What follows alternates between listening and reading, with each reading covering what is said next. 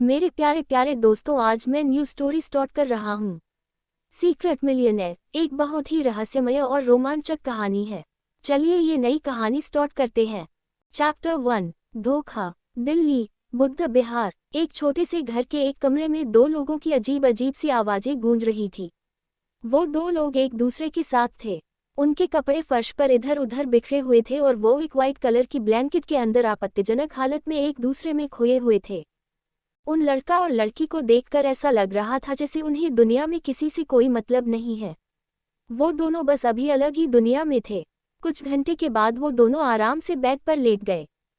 तभी वो लड़की उस लड़के के सीने से लगते हुए बोली, विक्रम बेबी, तुमने तो मुझे आज खुश कर दिया। जो बात तुम में है वो मेरे पति में कहाँ। वो तो एक नंबर का निकम्मा और यूजलेस है। उसे तो कुछ भी नहीं आता। उसे तो ये भी नहीं पता कि अपनी वाइफ को कैसे खुश किया जाता है। उसके साथ तो मुझे सोने का ही मन नहीं करता, पर तुम्हारे साथ तो क्या बताऊं, मैं बस मजा ही आ जाता है। उस लड़की की बातें सुनकर विक्रम हंसते हुए बोला, वैसे कमाल की तो तुम हो मिताली बेबी। मैं जो तुम्हें खुश करता हूँ, इसकी जिम्मेदार सिर्फ तुम हो।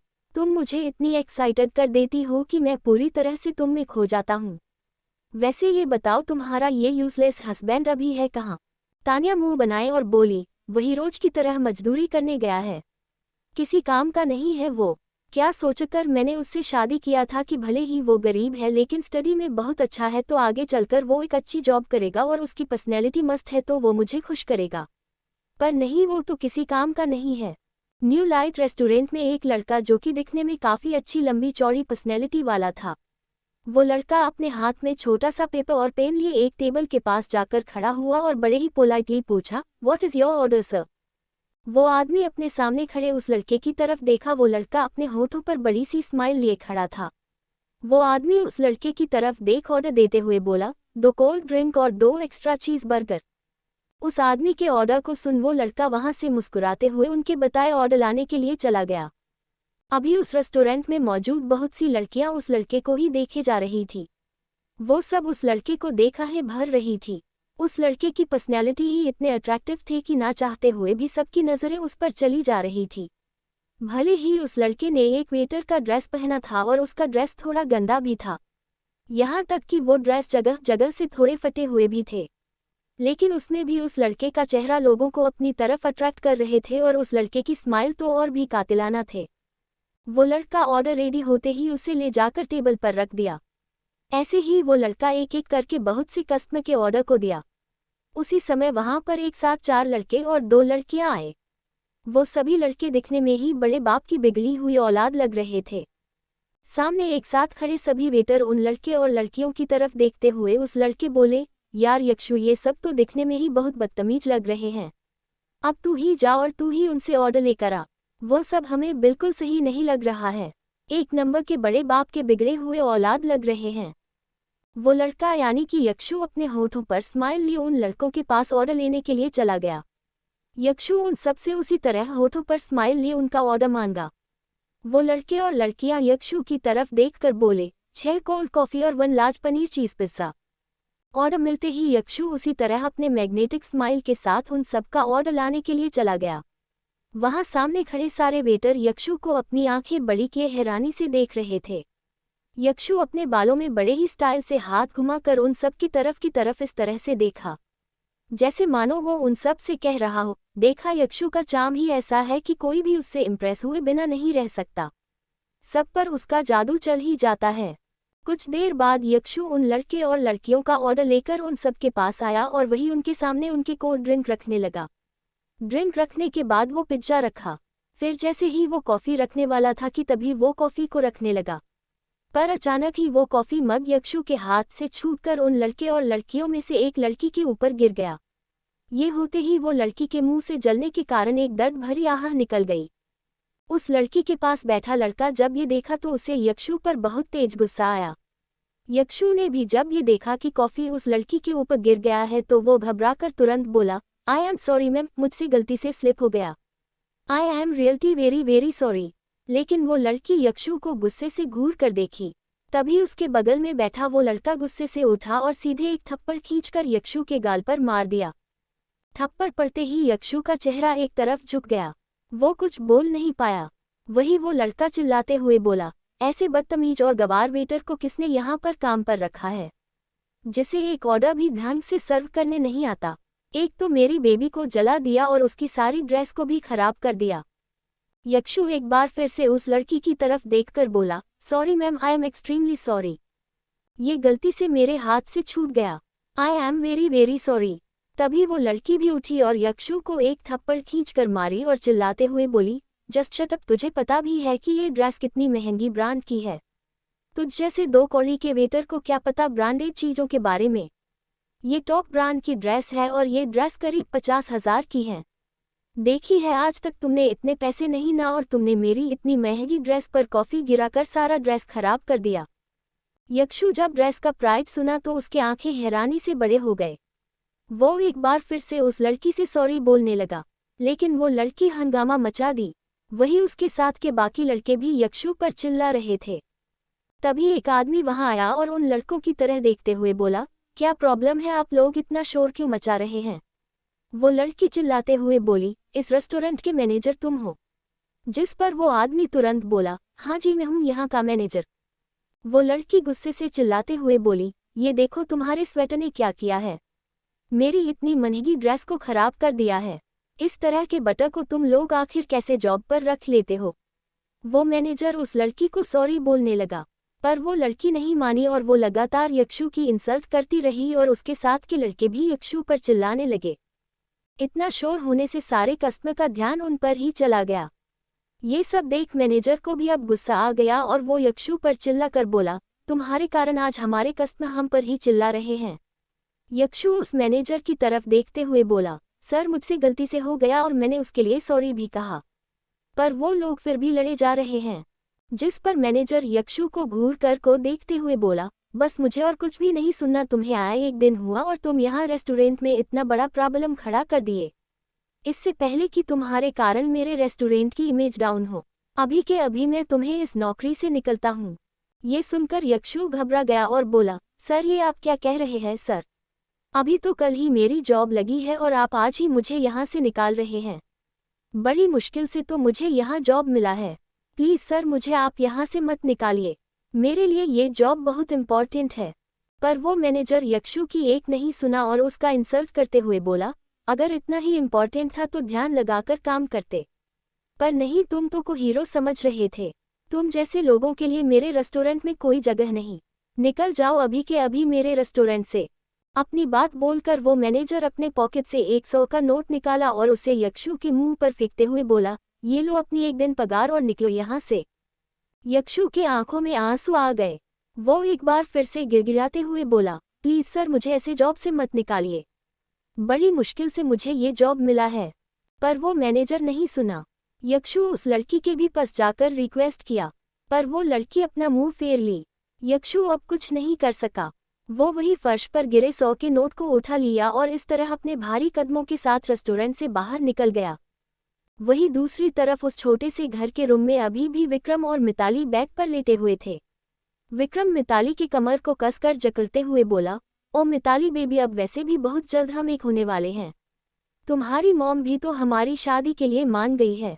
ये सुनकर मिताली हंसते हुए बोली, यस विक्रम बेबी, बस जल्द से जल्द हम दोनों एक हो जाए, फिर मुझे अपने उस यूजलेस पति से छुटकारा मिल जाएगा।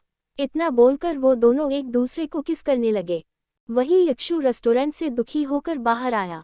वो सामने की तरफ दुखी होकर चले जा रहा था।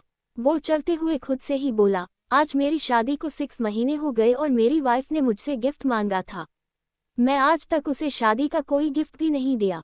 मैंने सोचा था कि आज मैनेजर से कुछ उधार मांग लूंगा और अपनी वाइफ के लिए गिफ्ट ले जाऊंगा, पर अब तो वो भी नहीं हो सकता। ये बोलते हुए यक्षु की नज़र अपने हाथ में पकड़े 100 के नोट पर गई। वो उस 100 की नोट की तरफ देखते हुए बोला, इस 100 की नोट से मैं भला क्या कर सकता हूँ? आई एम सॉरी मिताली, मैं तुम्हें खुश नहीं रख पा रहा। कहा मैंने सोचा था कि मैं तुम्हें दुनिया की सारी खुशियाँ दूंगा, पर नहीं, सच में मैं इस दुनिया का बहुत ही बेकार पति हूँ। तुम मुझसे इतना प्यार करती हो और मैं तुम्हें कोई खुशी नहीं दे पा रहा। ये बोलते हुए एक यक्षु के लाल आंखों से एक बूंद आंसू गिर गए। वह उसी तरह अपने भारी कदमों के साथ अपने घर की तरफ बढ़ गया। कुछ देर बाद वो अपने भारी कदमों के साथ अपने घर पहुंचा। घर पहुंचकर वो जैसे ही डोर ओपन किया, रूम के अंदर का नजारा देख उसकी आंखें हैरानी से फटी की फटी रह गई। डिवोर्स, ये बोलते हुए एक यक्षु के लाल आंखों से एक बूंद आंसू गिर गए। वो उसी तरह अपने भारी कदमों के साथ अपने घर की तरफ बढ़ गया। कुछ देर बाद वो अपने भारी कदमों के साथ अपने घर पहुंचा। घर पहुंचकर वो जैसे ही डोर ओपन किया, रूम के अंदर का नजारा देख उसकी आंखें हैरानी से फटी की फटी रह गई। सामने बेड पर दो लोग एक दूसरे से लिपटकर लगातार एक दूसरे में खोए हुए थे। फर्श पर उन दोनों के कपड़े बिखरे पड़े हुए थे, जिससे साफ पता चल रहा था कि अभी यहाँ क्या हो रहा था। वही अचानक से डोर ओपन होने की आवाज को सुनकर बेड पर एक दूसरे की बाहों में लिपटे दोनों की नजरें डोर की तरफ चली गई। वहां खड़े यक्षु को देख उन दोनों की आंखें हैरानी से फैल गए। दोनों के ही चेहरे पर डर के भाव दिखाई दे रहे थे। यक्षु अपनी बीवी की तरफ देखे जा रहा था, जिससे वो बेइंतहा मोहब्बत करता था। आज वही उसकी बीवी उसी के घर में किसी गैर मर्द की बाहों में थी, और वो सिर्फ उस गैर मर्द के बाहों में ही नहीं बल्कि उसके साथ इंटीमेट हो रही थी। यक्षु को इस वक्त बहुत गुस्सा आ रहा था। वो अपनी बीवी की तरफ देखते हुए थोड़े गुस्से से बोला, मिताली ये सब क्या है? मिताली खुद के शरीर को अच्छे से ब्लैंकेट से कवर की और थोड़ा डरते हुए बोली, यक्षु बेबी, जैसा तुम सोच रहे हो ऐसा बिल्कुल भी नहीं है, और ये विक्रम है मेरा फ्रेंड। वो आज मुझसे मिलने आया था तो हम दोनों बस बातें कर रहे थे। यक्षु को मिताली की बातें सुनकर और गुस्सा आ गया। वो एक तंज भरी स्माइल के साथ बोला, अच्छा तो तुम अपनी फ्रेंड से बातें कर थी, वो भी इस तरह से बेड पर इस हाल में। मिताली उसी तरह यक्षु की तरफ देखकर बोली, ओ कमॉन, अगर अपनी फ्रेंड के साथ थोड़ा सा टाइम स्पेंड कर ली तो क्या हो गया? What's big deal? यक्षु को तो अपने कानों पर यकीन ही नहीं हो रहा था कि ये सब उससे वो लड़की बोल रही है जो कभी उससे प्यार के दावे किया करती थी, जिससे यक्षु ने बेइंतहा मोहब्बत किया था और जो आज उसकी वाइफ है। वो आज इतनी बड़ी बात को इतनी नॉर्मली कैसे बोल सकती है? यक्षु मिताली की तरफ घूर कर देखते हुए गुस्से से बोली, मिताली, मैंने तुमसे पूछा ये सब कब से चल रहा है? क्या है ये सब? मिताली को भी अब गुस्सा आ गया। मिताली खुद को चारों तरफ से ब्लैंकेट से कवर की और चलकर अपने पति यक्षु के पास आई। फिर यक्षु की तरफ देखते हुए एक तिरछी स्माइल के साथ बोली, ये सब क्या है? तुम्हें समझ नहीं आ रहा? मुझे नहीं पता था कि तुम इतने डम्ब हो। यक्षु मिताली के पास गया और उसे घूर कर देखते हुए बोला, तुम्हें जरा सा शर्म नहीं आता कि तुम मेरी बीवी होकर किसी गैर मर्द के साथ इस तरह के रिलेशन? छी, मुझे तो बोलते हुए भी शर्म आ रहा है। मिताली यक्षु की बात सुनी और अपने दांत पीसते हुए बोली, अच्छा शर्म आ रही है? जब तुम अपने बीवी की इच्छाओं को पूरा नहीं कर पाते, जब उसे दुनिया की खुशियां नहीं दे पाते, तब तुम्हें शर्म नहीं आते? यक्षु मिताली की बात सुन तुरंत बोला, मिताली, मैं अपनी पूरी कोशिश कर रहा हूं कि मैं तुम्हें सारी खुशियां दूंगा, पर तुम तो कुछ और ही प्लान बना रही हो। मुझे तुम्हारी कोशिश नहीं चाहिए। बहुत झेल ली मैं तुम्हारे इस नाकाम कोशिशों को। मैं अब तुम जैसे फटीचर इंसान के साथ एक पल और नहीं रहना चाहती। हर रोज वही तंगी, हर रोज वही परेशानी देख देख मैं तंग आ चुकी हूँ। इसलिए अब मुझे तुम्हारे साथ और इस गरीबी को नहीं झेलना। मुझे अब तुमसे डाइवोर्स चाहिए। डाइवोर्स शब्द सुनकर यक्षु बिल्कुल शॉक्ड हो गया। वो हैरानी से अपनी आंखें बड़ी किए मिताली की तरफ देखते हुए बोला, ये तुम क्या बोल रही हो मिताली? तुम्हें कुछ होश भी है कि तुम अपने गुस्से में क्या बोले जा रही हो? अभी हमारी शादी को सिर्फ 6 महीने हुए हैं और तुम्हें मुझसे डाइवोर्स चाहिए? क्या तुम पागल हो गई हो? हम दोनों एक दूसरे से कितना प्यार करते हैं, इस तरह से हम ऐसे अलग नहीं हो सकते। लेकिन मिताली ने तो आज कुछ और ही सोच रखा था। उसे यक्षु की कही कोई भी बातें सुनाई ही नहीं दे रहे थे। मिताली गुस्से में बोली, मुझे अब तुम्हारी कोई भी बात नहीं सुननी है। ये बोलकर मिताली दूसरी तरफ गई और एक ड्राइवर ओपन कर उसमें से कुछ निकाली और एक पेपर लेकर यक्षु के पास आई और यक्षु के पास आकर उसे वो पेपर दिखाते हुए बोली, ये लो डाइवोर्स पेपर। मिताली के हाथ में डाइवोर्स पेपर को देख यक्षु हैरान था। वो एक बार फिर से मिताली को समझाते हुए बोला, मिताली, चलो मैं मानता हूँ कि तुम परेशान थी, इसलिए तुमने ऐसा किया, पर हम इस तरह से अलग नहीं हो सकते। हम इन सब चीज़ों को भूलकर एक नई शुरुआत कर सकते हैं। जैसे ही मिताली और विक्रम यक्षु की कई बातें सुनते हैं तो उन दोनों को ही हंसी आ जाती है। विक्रम भी बेड पर से उठता है और लोअर पहनकर मिताली के पास आकर खड़ा हो जाता है। फिर विक्रम यक्षु की तरफ देखकर हंसते हुए बोलता है, क्या बात है, ऐसा पति तो सबको मिलना चाहिए मिताली। वॉफ, तुम्हारा पति तो बड़ा कमाल का है। इतनी बड़ी बात पर भी वो तुम्हें इतनी आसानी से माफ कर दिया और तुम्हारे साथ अपने लाइफ आगे बिताना चाहता है। मानना पड़ेगा तुमने अपने पति पर अपने हुस्न का काफी अच्छा जादू कर रखा है। ये सुनकर मिताली भी एटीट्यूड के साथ अपने बालों को पीछे की तरफ झटकते हुए बोली, ऑफकोर्स इसमें कोई शक है। ये तो मेरा दीवाना है, ये पूरा पागल है मेरे हुस्न का। कॉलेज टाइम से ही मेरे आगे पीछे घूमता रहता था। मुझे भी थोड़ा अच्छा लगा तो मैंने सोचा कि चलो इसके साथ थोड़ा एंजॉय कर लूं। पर ये तो मुझसे शादी करने के पीछे पड़ गया तो ये मुझसे एक ही बात बोलने लगा कि शादी से पहले हम इंटीमेट नहीं हो सकते। अब क्या बताऊं मैं, इसकी बॉडी मुझे इतनी भाग गई कि मैंने इसके बात को मान ली और इससे शादी कर ली, ये सोचकर कि कुछ दिन तक इसके साथ एंजॉय करूंगी, फिर इसे छोड़ दूंगी। वही खड़ा है यक्षु ये सब कुछ सुन रहा था। उसे तो आज एक के बाद एक झटके लग रहे थे। मिताली की कही एक एक बातें उसके दिल में किसी तीर की तरह चुभ रहे थे।